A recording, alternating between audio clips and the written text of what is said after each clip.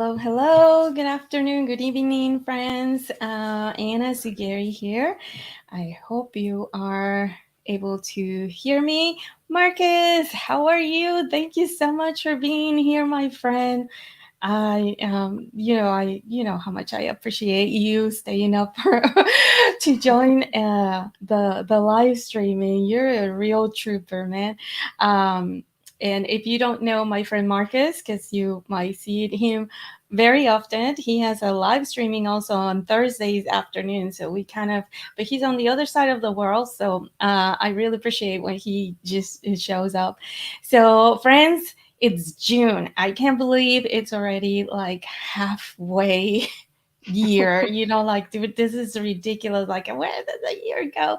We're going so fast. But the beginning here in the United States is the beginning of summer for the kids.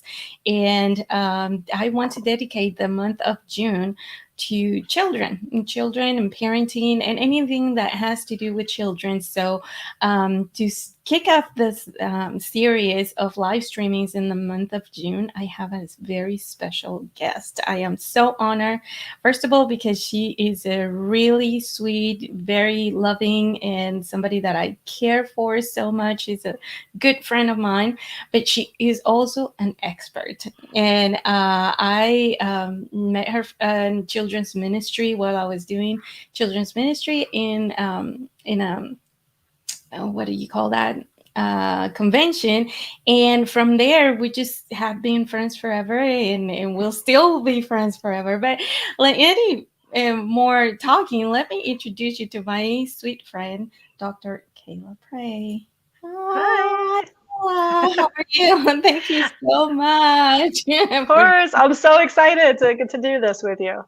Thank you so much. I'm gonna read your bio because it's important. Okay. I don't want to trip on it. It's really good. So, our friends, if you're watching the replay or you're joining us on the live streaming, Dr. Kayla Pray is a licensed clinical pastoral counselor using the best of psychology with the power of the Holy Spirit. She is called to teach, pray with, and offer practical help to churches, families, children, teens, and individuals. She tries to create healthy relationships to the glory of Christ. So this is like super awesome. Marcus says hi, Hi. and Marcus is. He says it's almost Christmas. Believe Oh, it or he's one of not. those. He's one of those. Right. Oh no, don't No, just we don't don't talk about that till cry. Halloween. Like, But it is going so fast. There's something about 2023, when we talk about like coming back to normal after the yeah, world pandemic and all that kind of stuff, which brings us to the topic today, right. our challenging blessings. I heard some friends referring to children like that because there are some behavior issues that we just as adults don't know how to manage, and sometimes we're like, oh, we just have to remember that there are Right. blessings too, even though when they're not listening to us, right? Right. And it seems that because of what we're coming out of, the the rise on the spectrum on diagnosis on behavioral issues has arisen, right? What do you think Yes. about that? Let's just start with So that. that the idea that the diagnosis of the spectrum is on the rise has a lot to do with the fact that we've actually gotten better at diagnosing. We've gotten better at looking at neurodivergent and not maybe looking for a diagnosis to fix, but rather coming up with how does this person think? And where thinking is the most unrefined, where it is just kind of in the raw, it is in childhood, usually in our littles, ages, pre-K, kind of up through third, sometimes fourth grade, anywhere before the puberty hormones start building.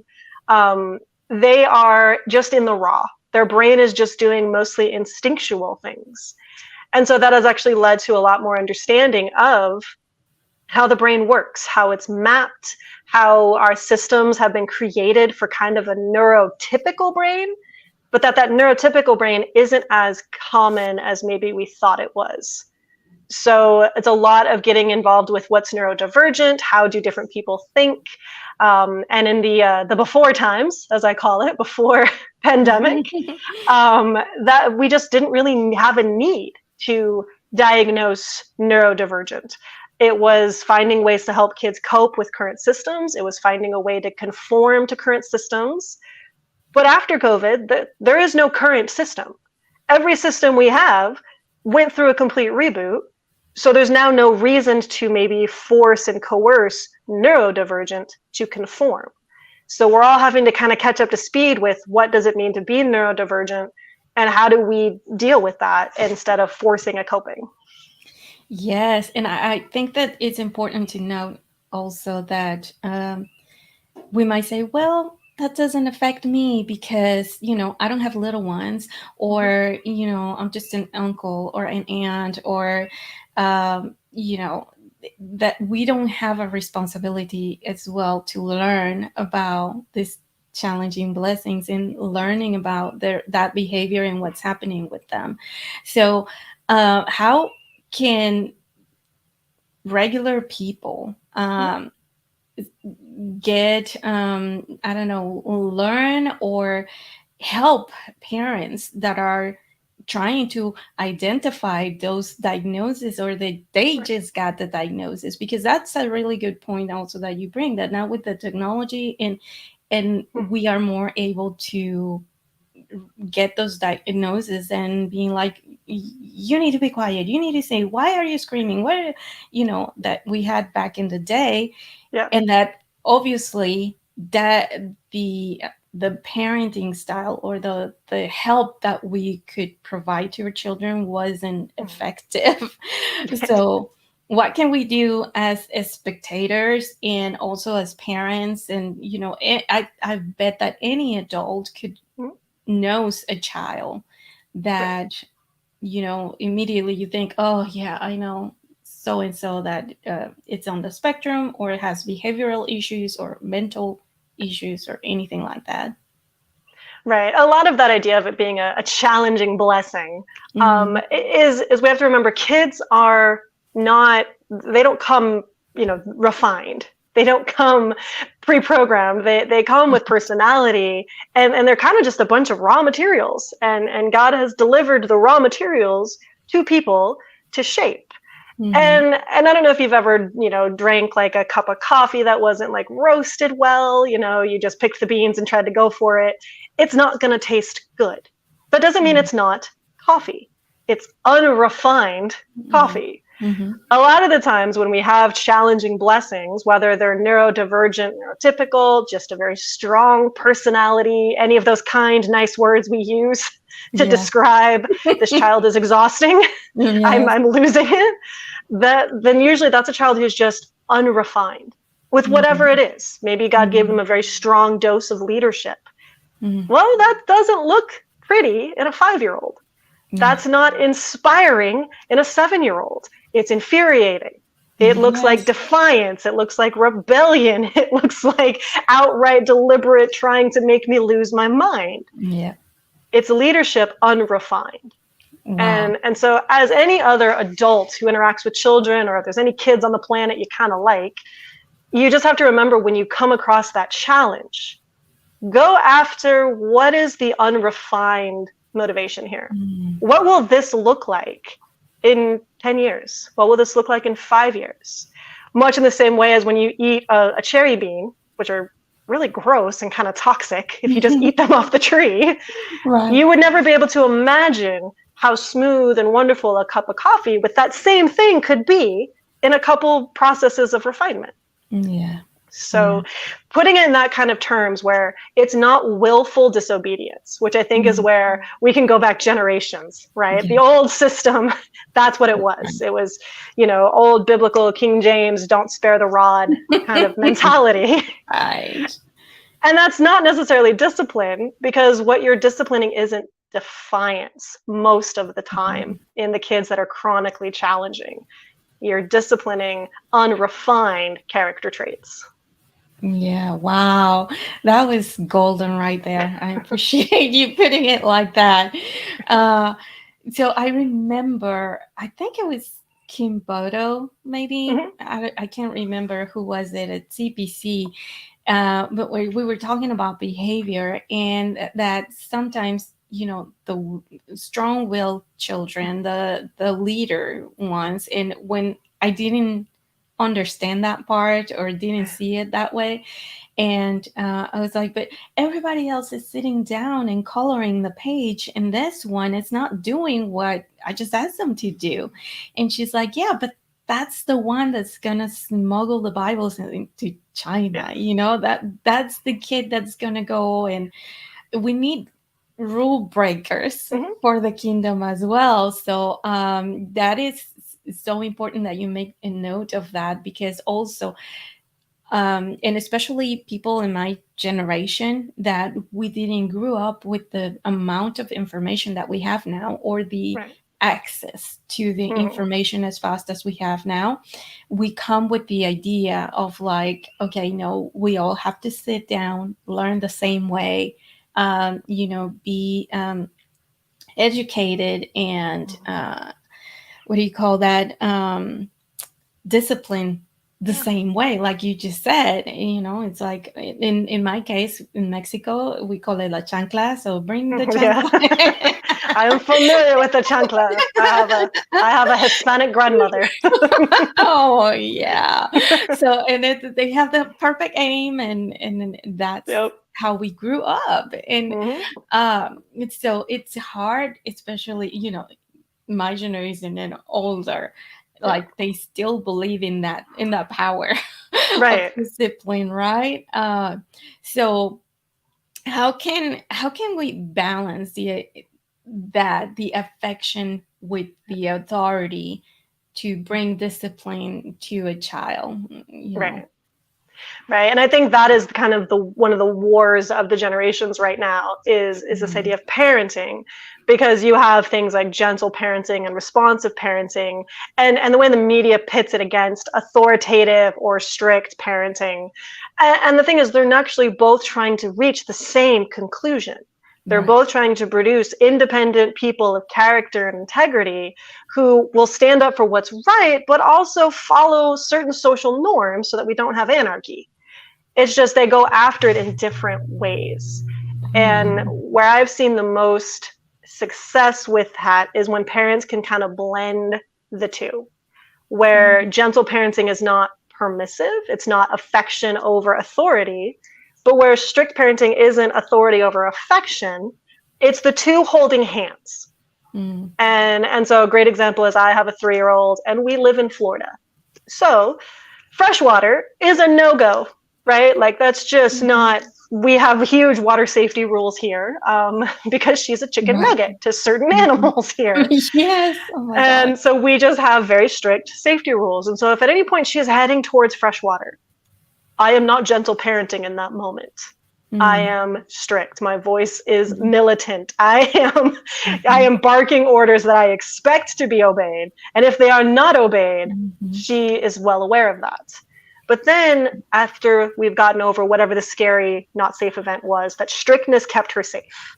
We Mhm. have a long conversation where she gets to have emotions. She gets to Mhm. express that she doesn't like it when I yell at her and that it scared her. And I get to express that I was scared and that's why I was yelling. And so we have to work together. And so anytime we Mhm. can balance the affection and the accountability strictness, we don't have Mhm. to exchange one for the other. Yeah. There's not enough space sometimes for kids to have emotions with authoritative Mhm. parenting, and sometimes there's not enough boundaries or explanation of boundaries in gentle parenting. Mm. So there has to be a hand in hand of creating this independent person of character with both affection and authority. Yes, wow, that is also really, really good.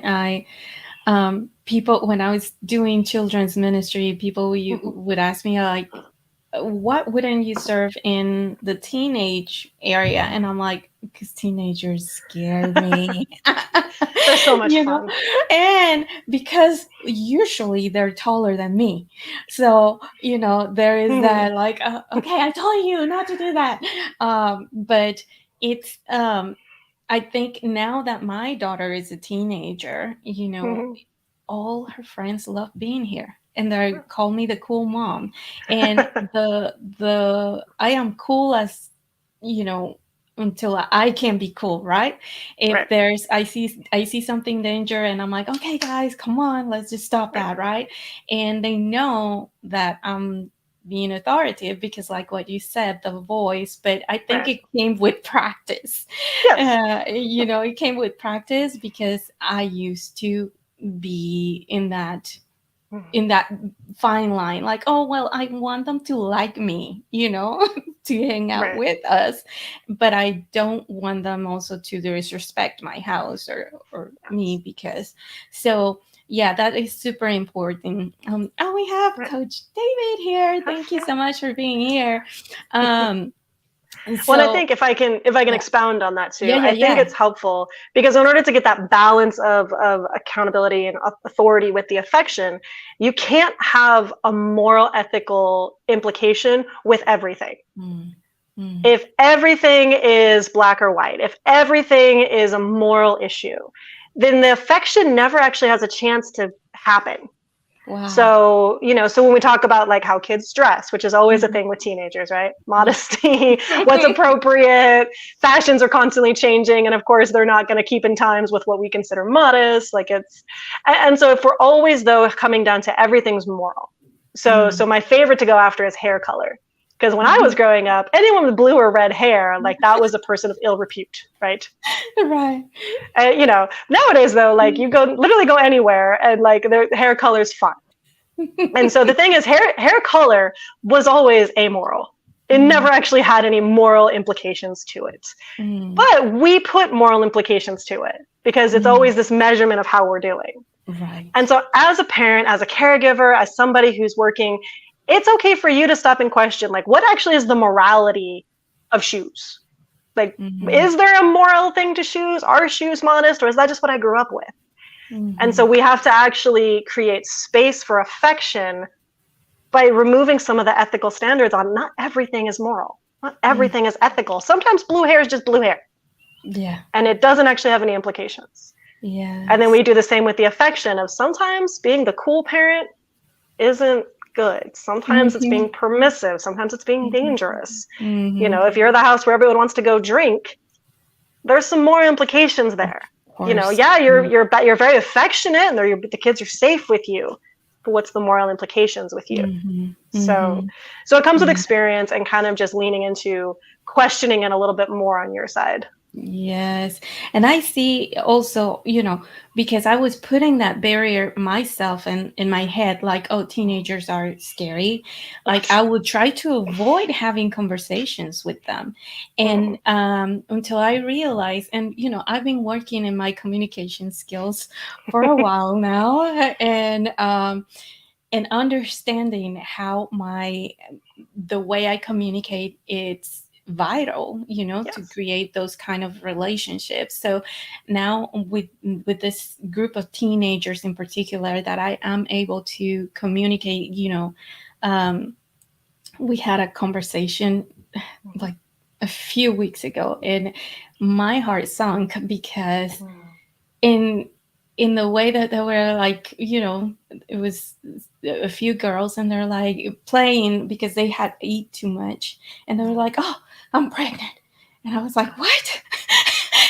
I'm like, Right. hey, go home. Panic. You know. Panic. Yes. And we started laughing, and I'm like, then I was like, then I'm super pregnant because I'm super fat.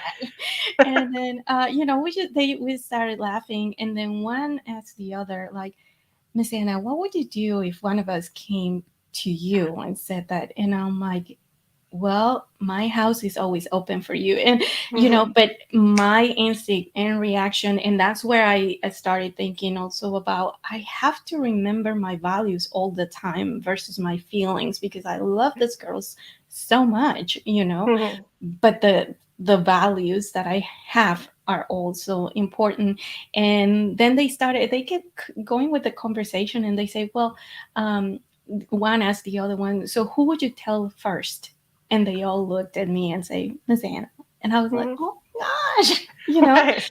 And so I felt honor, and, you know, I just kind of talk to them and confirm that this is a safe place, Yeah. but eventually we need to talk about it, and Mhm. talk to their parents and all that kind of stuff. So, praying and hoping that But it doesn't happens. happen, right? but Right. um but I see where you're saying the affection with the Authority. authority that we need to bring. And I'm like, yeah, I'm cool, but I'm gonna Yeah. smack the Right. Jesus out of you first, and then, Right.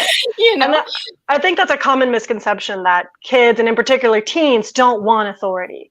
They want hmm independence. They want responsibility. They don't want anarchy. They hmm don't want there to be no one to run to. They don't want there to be no law, no safety. And they've done famously tests with kids in like schoolyards. And I forget the exact name of the psychology test, but they'll test kids in schoolyards where there's no fence around the hmm facility. So the playground's kind of just like open field. And all the kids will play in a cluster, but really close to the center, really close to each other. And they've done this with varying ages from preschool all the way up to even like college campuses, hmm where kids just like congregate together if there's no clear physical boundaries. Once the boundaries are defined, either via fence, line, staff, however they define boundary, the kids go all over the place. They completely embrace independence and go do whatever it is they want to do, however they want to do it. The Wow. whole yard, courtyard, whatever it is utilized. Yeah. But without the visual boundary, they don't know where to go. And Wow. so, balancing this idea of authority, Yeah. they don't want you to not be a person of value. They don't hmm want you, because if you're the mom who has no values, you also have no authority to help me when it Yeah. comes to stuff I need help with. Wow. And so, by walking in tension with this authority and affection, we actually are walking very similar to the way Jesus walked, where Hmm. he never apologized for who he was. He never It's didn't true. say he was the Son of God. He never stopped casting out sins and demons, but he also always welcomed whoever it was. And the Right. only people he was ever harsh with were the Pharisees trying to say he was the devil. Mm-hmm. And Mm-hmm. they were the people who were supposed to be welcoming in his name. Right. And that's the only people he ever got harsh with. Everyone else hmm was welcome, but he never laid down his authority. And he balanced hmm perfectly authority with affection, which is what Yes. we're supposed to mirror. Wow. And that was gonna be my next question. Like, how vital do you think it's bringing our faith in that example of Jesus, especially, I was there are people that don't understand the value of having a religion, and I'm not talking about religion like pick if you're Right. Pentecost, I'm Pick what talking you want. about, yes, pick what you want, but have Jesus in the midst. Like, how important that is in setting these boundaries, and i- i- training the child in the way that they should go. Right. I think it's vital because of what it represents. And so if I am the authority, but I don't answer to any higher authority than, say, the government, which changes generation by generation, right? hmm The government that we had in the 60s is not the government we had in the 90s, and it's not the government we have now. And that's just in hmm America. right. Elsewhere in the world, it's the same, if not a more rapid change. Yeah. So if I am only authority to myself or a government, then what I say, value wise, standard wise, shifts. And I could be wrong. I can be outdated. I can be hmm with wrong information. I could be a huge hypocrite where it's that whole parenting, do what I say, hmm not as I do. yeah. Kids see that, they sense that, and we don't buy into it. We don't Mm, respect that. But if right. I am trying to mirror Paul of follow me as I follow Christ, and the Mm, authority I'm speaking with and the standards I have are not of my own volition, but rather from a higher authority that is eternal, that is mhm, unchanging. I'm not asking children to do something I myself am not doing. And I'm also very understanding of their failures because I mhm, fail. And so I mhm. come to them with a much more genuine approach of authority and affection because I'm not the authority on it. I'm Yeah. living for a higher authority, and he's the one who set the standard, and he's also the one who set the forgiveness. And I'm just mirroring that. And then I want to teach the child to mirror me as I mirror it. Yeah. Wow. So this is because I know some really good parents, but Mhm. they're like, well, we're not doing the religion thing because we want them to explore whatever they desire to. But I think even in their good parenting, I see where the lack of faith and what you were just saying, looking at a higher authority and like, well, who's leading you to lead your Right. child, right? So I really appreciate that you mentioned that because I want people, if friends, if you're watching this in the replay or joining and you don't know what this fate look like or might look like for you and for your family and for your children, please leave a message and I will share it with you. And if you have any questions also. But time flies when we're having fun. Of course. This has been super awesome, and I think it's been a great topic again to start the month of June, where we're talking like, what are we gonna do this summer with our children? Like, I'm just gonna go crazy, and some people, what they do is they take all the BBSs around all the churches. Right. They go do all of them. Right, and grandparents have a lot of Mhm. say in Mhm. during the summertime and all of those things. But again, friends, I hope that you have gotten a lot out of this chat and think about that challenging blessing around you and how can we minister to them, communicate and share our love and our authority to the kids around us and just help, probably also a parent that you see struggling. We can step in and as a member of the the community or the Mhm. church and just I do have a heart for moms when I see them in the supermarket, with two or three little ones and they're trying to do their shopping and they're just going like, ah, you know. Mhm. And I just try to like, oh, can I hold your baby for you? And, nowadays it's also kind of dangerous, right? But Yeah. but it's something that we should be able to step in, maybe not with strangers but somebody that right. Is Right. there any final thoughts that you want to share with us about how can we handle Yeah. our challenging blessings? So obviously, with it being a challenging blessing, it's only a challenge because they are making you feel things. Mm-hmm. If your emotions weren't getting involved, it wouldn't be a challenge. It'd be fine. And so, one of the biggest things you can do to learn to work with challenging blessings is to be in touch with your own emotions and allow space for your emotions and the child's emotions. A lot of times, you can actually have deep empathy with a child when they ask you, like, "Are you angry?" You go, Mm-hmm. "Yes." And I'm not angry at you, but you've been rather rude to me today. And I don't Mm-hmm. know about you, but I get angry when people are rude to me. Yeah. and and so then we can have a conversation about the feelings we're both sharing, as opposed to what we often end up doing is focusing on the behavior. And so we're not mad at the child going, well, you're rude and I'm angry. It's no, no, Mm-hmm. you're being rude. And when people are rude to me, I get angry. I get kind of sad. Like, do you ever feel that way?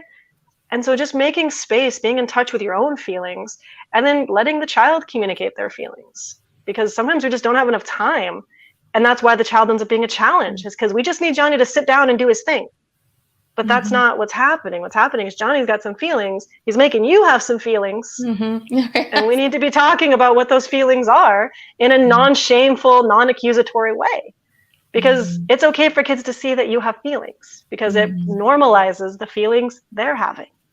Yes. So, as though you're challenging, whoever pops into your mind with that idea of the challenging blessing, think about the feelings they bring up in you and how can you maybe have some empathy and relate to that child in those moments. Yes, be aware of what you're feeling because we project that, right? Yep. To yes, so that's super helpful, very important. Thank you so much. Of course. So at the end of the show, I usually have the silly questions, Okay. just for fun. Are I like you those. up to for Of that? course. I'm game for everything silly. Awesome. Okay, so we're gonna let the wheel. Ooh. I should put something dramatic like the wheel of fire. Wait a minute. Yeah, what are you asking Is that me? right? Yeah. No, it's nothing personal. So, Okay, but the or too personal, I would say. that's fine. Yeah. We're gonna do 5 rapid questions and All see. right. I've had a Okay. bird poop on me. And friends, Not let us in. know in the comments too. You can play too. Let us know. Yeah, not in memory. I've had two baby birds fall out of the nest on my head, but I've What? never actually had a bird poop on me. Oh my gosh. I've had that happen to me twice. Oh man. And it's not fun. No, And I'm hyper especially, aware of oh wildlife my around me. gosh. Well, no, I'm in La La Land all the time, and I just went like, "Ew, what is that? Ooh, what is that?" And everybody laughing at me, right? Ah, gotcha. um, Marcus, have you ever been pooped? Only in the car, not on you. Nice. Lucky. Okay. What's your favorite color? I'm not wearing it, but my favorite color is green, like a bright lime green. Really? Yep. Okay. I would have never thought. I thought you were more into purples for some reason. I don't know Nope. why. No, they don't sell too many things that are bright lime green that I like, but yeah, that's my favorite. So David, that's true. That they said that to me, but I it's don't not. see that luck. I think it's good luck for everyone else around you. I think you are the lightning rod. Yes. Marcus, what's your favorite color? Green too? Okay. Coach David, he's Green, we're all green. green. Awesome. Okay, what's your Ah, favorite dessert? my favorite dessert is a Boston cream pie. So the Wow. chocolate ganache, the yellow sponge, the custard, not when they cheat and they try to put whipped cream in, the actual custard. That is the best. Well, I'm gonna put it on my list because I've never had it. So, It's good. they have House of Pies in Florida. Mm. No, I don't. Maybe in Orlando, but not near me. Oh, okay. Because I'm gonna look for it now that Yeah. you It's mentioned a it. cake, even though it's called a Boston cream pie. It's a cake. So, Ah, okay. Marcus is oh, mousse mousse chocolate. of chocolate. Ooh, so Yeah. fancy. Have Have I you ever ever met? met a celebrity besides me? I know, right? Besides you, yes. I one time. So my family actually used to spend a lot of time in Las Vegas when I was a kid, and we did meet Muhammad Ali once, and he shook my brother's hand. So What? Oh my mhm. goodness. We met him at the MGM. Wow, that's fun. I don't think I've ever Have I ever met? No, I don't think I've ever met a celebrity besides you. Besides Because me. for those that you don't know, like in the conference, the Children's Pastors Conference, Dr. Kayla, she is the most wanted speaker. Her That's not breakouts true. fill up all the time. And you just probably know why, because all the stuff that she just shared with us, it's like, boom, baby. Okay, here comes the last one. All right. What? What's the weirdest thing you've ever eaten? Okay. So this one is controversial, and I didn't eat it knowingly. But when I was 10, I did a hands across the border exchange thing, and I went like 8 hours deep into Mexico. So tiny little village of Of Mexico. course, it had to be Mexico. It was Mexico. And I have my mom says it didn't happen, but it's like a core memory kind of thing of eating dog. And No so way. that was something No. that I am 98% certain happened because there was a dog in the yard, and then the next day there wasn't a dog, and when asked where's the dog, I was informed by the entirety of the household that that's what we had. Are you And serious? I yeah. mean, there is this legend in Mexico City that Mhm. at one point, and this was when I was like probably 13, 14 years old, that in Mexico City, there was it very well known that there were stray dogs an Yeah. entire city, like all the time. They Hmm. were out of control. And all of a sudden, they started disappearing. And there was taco stands in every corner. And, even it came on the news that Yeah. the tacos, but I don't know if I've ever eaten a taco Yeah. with a dog, but they were good though. I I don't mean, know. that another reason why it stands out is because whatever I ate that night, I'd never had before, and I'd had a lot of really good Mexican food before at that point. So it's I hope it's not true, but like that is the weirdest thing I can think of. Okay. So Oh my gosh. Well, I was not expecting that answer. I know that's yeah. Yeah. Well, I in and again, back in the day in Mexico Hmm. City, and they used to sell turtle Yeah, eggs. And my dad used to, go to the little yeah, stand and we will eat turtles' eggs, and they were yeah. delicious. And but weird things happen in Mexico. Weird things, and like I'm not shaming a culture. It was I mean, when I say tiny village, like itty Yes. bitty village, like Oh my that's gosh. I'm like, Yeah. it's just a way of life if that's what happened, Right. and Oh probably my something they were trying to gosh. honor a guest with. Oh my Um, gosh. but yeah, it was 10-year-old me has got some memories. Oh So my goodness. Well, that was a good one to kind of close our, they're like, our make her stop talking, no more. no, but this was so much fun. I have something for you. For me. Yes, so be ready. Okay. Yes, I got Yay, confetti. confetti! I love the confetti. The virtual confetti. I wish I could, Yes. we could do in You person got to get those confetti. poppers, you Yeah. know. But I appreciate you so much. I appreciate your time and, all sharing all your knowledge with us. That was really golden, friends. I just, if you're still in the chat, I please ask you to share this with someone, because there's people out there that need to learn these things. And again, we all have somehow contact with a teenager, with a preschool kid, with a child, and we just need to love a little bit more, and just learn how to communicate, and again, just move the challenging part just to blessing, right? All right, friends. Well, thank you so much. Again, don't forget to like and share. And if you haven't subscribed, please do so, because Feed the I, algorithm. yes, and I'm not trying to toot my own horn here, but I just made 200 subscribers. That's so exciting. Marcus, thank you so much. And I appreciate all of you guys. And we'll see you next week when we're going to keep talking with another special guest about children. And this is a month Yay. of children. So that's talking about. So we'll see you next time. Thank you so much.